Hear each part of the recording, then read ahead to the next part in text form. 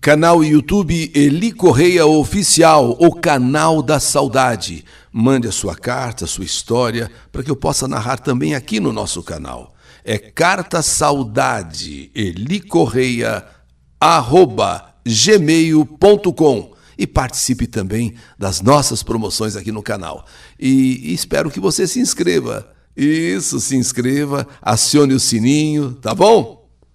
No canal YouTube Eli Correia Oficial, Quando o Perigo Mora Dentro de Casa. Segunda parte.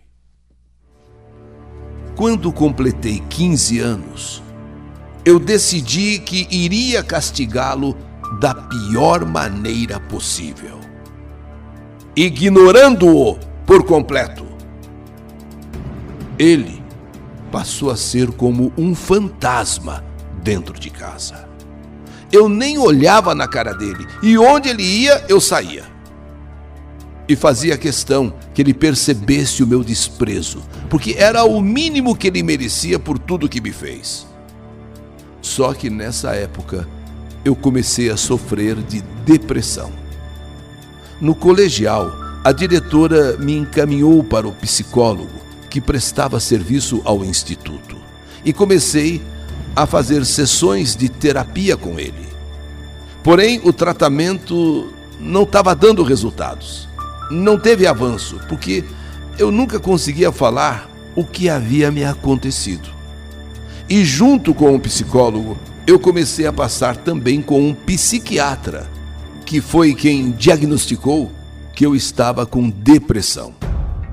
E a segunda parte do meu inferno começava exatamente ali. Ele me receitou remédios controlados. Alguns remédios que eu tomava hoje são proibidos no Brasil e até nos Estados Unidos, devido aos terríveis efeitos colaterais. Imagine uma jovem de apenas 15 anos vivendo como um zumbi. Eu tomava 5 tipos diferentes de remédios controlados e praticamente dormia o dia todo, tanto que eu fui obrigada a voltar 1 ano no colégio porque eu não tinha condições nem de ficar em pé. E os efeitos colaterais? Eu via coisas horríveis. Monstros enormes voando pela casa, sombras que vinham para me enforcar, vozes na minha cabeça. Eu não vivia mais. Eu vegetava. Foi quando eu tentei contra a minha vida pela primeira vez. As lágrimas simplesmente desciam dos meus olhos. Quando acordei, estava no hospital com os médicos dizendo: quase perdemos ela. Fizeram lavagem no meu estômago e no dia seguinte me liberaram. E eu me senti um lixo, uma inútil, que nem ao menos morrer eu conseguia. E infelizmente aquela não foi a minha primeira vez. Mas Deus tinha um propósito muito maior, embora eu não soubesse naquela época. Sim, naquela época, o grupo da Renovação Carismática Católica começou a frequentar a nossa casa para fazerem orações. E um dos membros do grupo começou a orar. Eu estava ali só para agradar a minha mãe, mas me arrependi amargamente, porque foi um dia em que eu me senti mais do que humilhada. Quando terminaram a oração, começaram a pregar sobre o perdão. E mais uma vez eu fui a vítima da situação quando me colocaram cara a cara com ele. E me fizeram pedir perdão a ele, porque a minha mãe não entendia porque eu não gostava do meu progenitor. Por que eu não gostava daquele homem ali em casa, que eu me recuso a chamar de pai? Por que eu o ignorava? Por que eu o tratava com tanto desprezo? Agora, no final da oração da renovação carismática, chegou o momento em que eu devia pedir perdão. Na hora eu não sabia bem exatamente o que estava fazendo pelos medicamentos que eu tomava. Eu só sei que no dia seguinte, quando eu acordei e me dei conta do que tinha acontecido, o meu ódio só aumentou. E eu decidi que não iria mais para a igreja. Parei de ir na missa, parei com tudo. E não perdoei o maldito. Continuei planejando sim a minha vingança, porque ele tinha que pagar. Mas o padre pediu para falar comigo, para saber por que eu tinha me afastado assim dele. E então eu contei.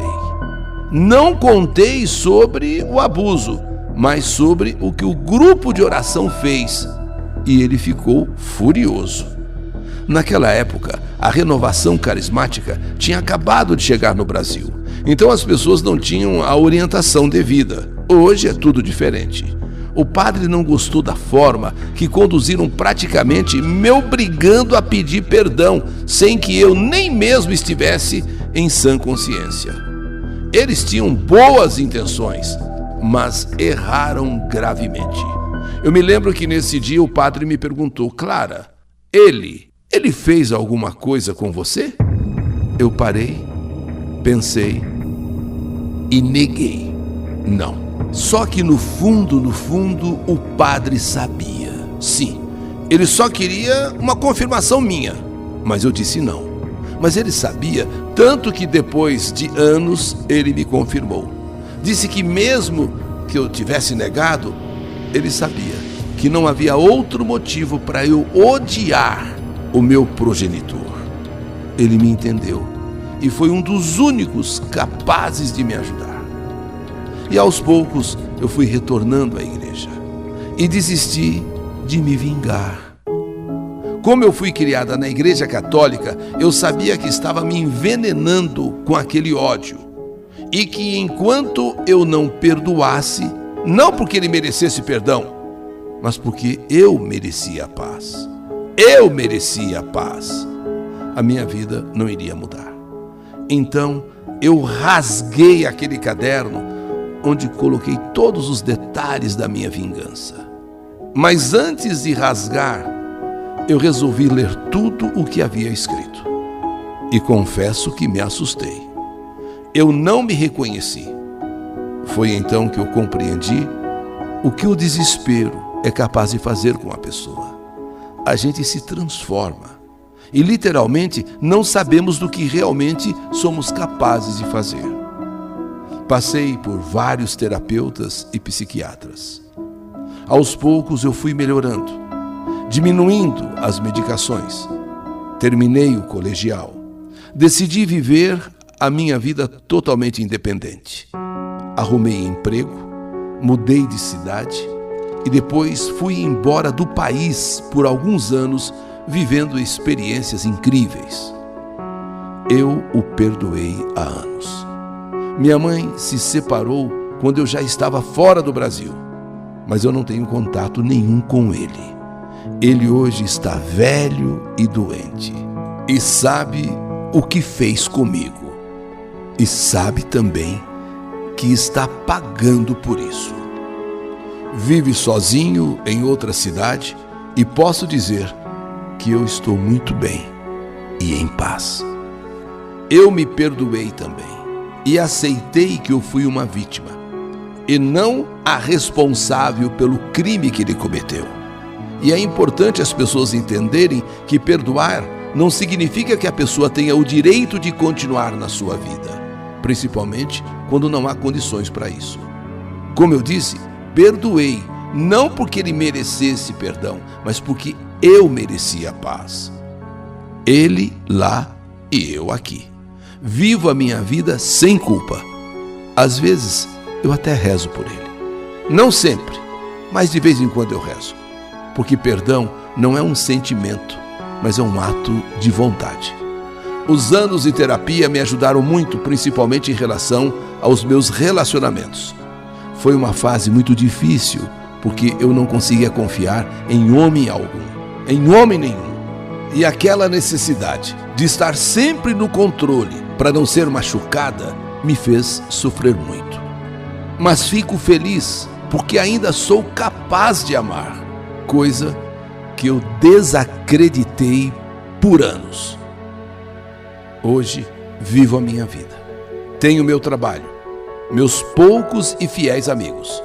Sou uma mulher viajada E não me vejo mais como uma pobre vítima, porque a realidade é que tudo o que aconteceu me fez ser a mulher que sou hoje, forte e vencedora.